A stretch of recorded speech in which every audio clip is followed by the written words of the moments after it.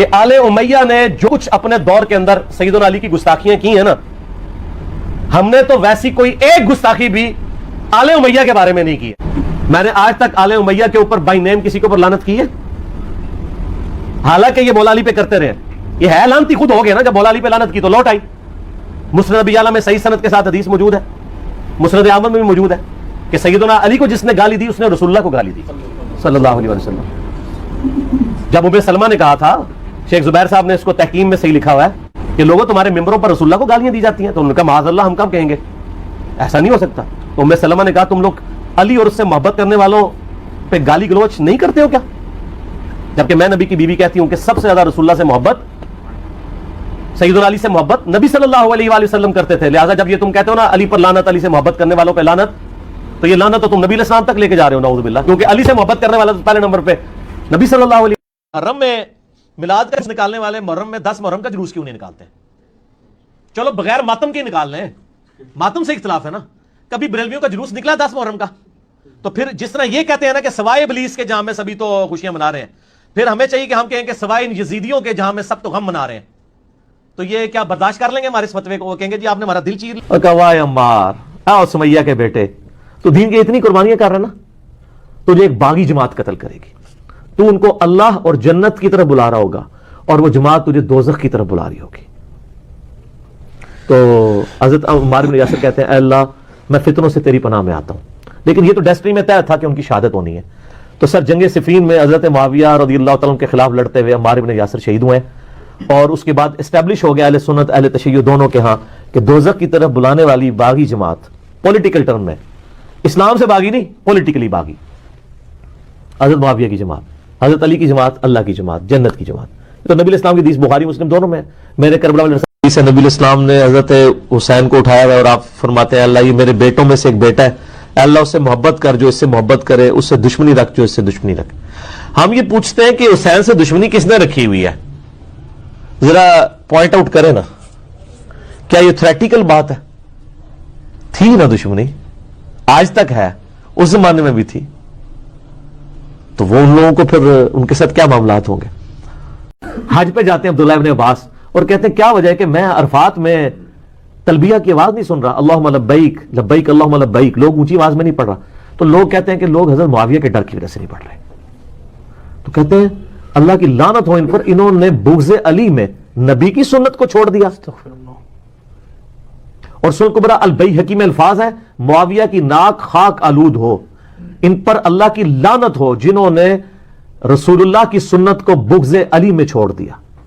انہوں نے تو بنایا ہوا جعلی محاورہ بغض معاویہ، او بغض معاویہ شاہی کوئی نہیں، صحیح مسلم 240، علی سے محبت نہیں رکھے گا مگر مؤمن، علی سے بغض نہیں رکھے گا مگر منافق۔ بغض علی اور حب علی تھا فضائل۔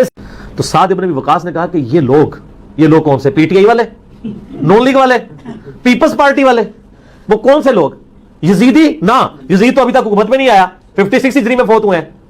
یہ لوگ اہل امیہ کے لوگ، یہ لوگ اگر میرے سر پہ آرا بھی رکھتے اور مجھے کہیں کہ میں علی ابن ابی طالب کے بارے میں کوئی برا جملہ بولوں تو میں نہیں بولوں گا، اور میں تمہیں بھی وصیت کرتا ہوں کہ علی ابن ابی طالب کے بارے میں کوئی جملہ نہ نکالنا، کیونکہ جو کچھ میں نے نبی علیہ السلام سے ان کے بارے میں سن رکھا ہے وہ اس چیز کا متقاضی ہے کہ میں ایک جملہ بھی ان کے بارے میں نہ نکالا۔ اسی کا ایک طریق سنن ابن ماجہ میں بھی ملتا ہے، اس میں الفاظ ہیں کہ حضرت سعد ابن وقاص کے سامنے حضرت معاویہ نے حضرت علی کے بارے میں کچھ تنقیص کے جملے بولے تو سعد غصے میں آئے، ان کا تو اس شخص کے بارے میں بولتا ہے جس کے بارے میں نبی علیہ السلام نے فرمایا تھا میری اس کے ساتھ، اس کی میرے ساتھ وہی نسبت ہے جو ہارون کی موسیٰ کے ساتھ، تو اس کے بارے میں بولتا ہے جس کے بارے میں نبی علیہ السلام نے فرمایا تھا کل میں اس شخص کے ہاتھ میں جھنڈا دوں گا کہ جو اللہ اور اس کے رسول سے محبت کرتا ہے، اللہ اور اس کا رسول اس سے محبت کرتے ہیں، اور تو اس شخص کے بارے میں بول رہا ہے جس کے بارے میں نبی علیہ السلام نے فرمایا تھا من کنت مولاہ فہذا۔ کہ اللہ کی قسم کوئی شخص پوری زندگی روزہ رکھتا رہے اور حجر اسود اور مقام ابراہیم کے دوران مکے میں نمازیں بھی پڑھتا رہے، پھر بھی ہم اہل بیت کا بغض اس کے دل میں ہوا تو سیدھا دوزخ میں جائے گا۔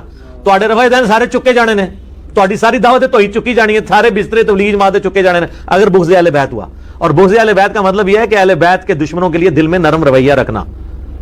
ہاں یہ بڑا آسان ہے، حسین اور یزید کی محبت ایک دل میں جمع نہیں ہو سکتی، آل امیہ اور علی کی محبت ایک دل میں جمع نہیں ہو سکتی، یہ کوئی اتنا آسان کام نہیں ہے کہ دونوں چیزوں کو پیرلل میں لے کے چلیں۔ کہتے ہیں جی یہاں پہ شیعہ نے پروگرام کروایا ہے اور وہ پوری رات نعرے لگاتے رہے یزیدیت مردہ آباد، حسینیت زندہ باد۔ اے جی یہ کہتے ہیں جی علی ایویں روندا رہندا ہے، اے اہل حدیث کے خلاف نعرہ بازی ہو رہی ہے جی، یزیدیت مرد آباد، حسینیت زندہ باد. بھائی ہے ہی یزیدی ہیں. وہ جو لال رومال والا بیٹھا ہے جو اب حسینی ہوا ہے میری وجہ سے، پرانی ویڈیوز میں آپ دیکھیں وہ یزید کو رحمت اللہ علیہ کہتا تھا. مولا علی کبھی اس کی زبان سے نہیں نکلا تھا، اب وہ مولا علی بھی کہتا ہے. کہ نبی علیہ السلام نے فرمایا اگر کوئی شخص مقام ابراہیم اور حجر اسود کے درمیان پوری زندگی نمازیں پڑھتا رہے اور روزانہ روزہ بھی رکھتا رہے، لیکن اللہ سے اس حضور میں ملے، اللہ کے حضور اس حال میں پیش ہو کہ اس کے دل میں ہم اہل بیت کا بغض ہوا، تو وہ دوزخ میں جائے گا. آپ کی نمازیں، داڑیاں، شلواریں، یہ ساری کی ساری دری کی دری رہ جائیں گی. ٹھیک ہے، تو پھر کہتے ہیں نہیں ہمارے اندر کوئی بغض نہیں ہے. بغض نہیں ہے تو اہل بیت اور حضرت علی کی شان میں جب کوئی حدیث شیئر کروائی جاتی ہے تو آپ کو تکلیف کیوں ہوتی ہے؟ آپ چیک کر لیں. میں اگر کوئی کہتا ہے نا میں یہ ایسی باتیں کر رہا ہوں، آپ بریلوی، دیوبندی، اہل حدیث تینوں کی مسجد میں اگر کوئی وائٹ بورڈ لگا ہوا ہے، نہیں لگا تو چارٹ پہ آپ یہ بڑی سی حدیث لکھ کے لگا دیں، علی سے محبت نہیں رکھے گا مگر مومن، علی سے بغض نہیں رکھے گا مگر منافق. تو شام تک وہاں پہ گڑبڑنا شروع ہو گئی تو سر میں اپنی ویڈیوز ڈیلیٹ کر دوں گا. لو چیلنج ہے. آپ صلی اللہ علیہ وآلہ وسلم نے فرمایا اگر کوئی شخص حجر اسود اور مقام ابراہیم کے درمیان پوری زندگی نمازیں پڑھتا رہے، اس سے کوئی افضل نماز ہو سکتی ہے، اور روزانہ روزہ بھی رکھتا رہے، لیکن وہ اس حال میں مرے اور اللہ کے حضور پہنچے کہ اس کے دل میں آل محمد صلی اللہ علیہ وآلہ وسلم کا بغض ہو، تو اللہ تعالیٰ اسے ضرور بالضرور دوزخ میں داخل کرے گا.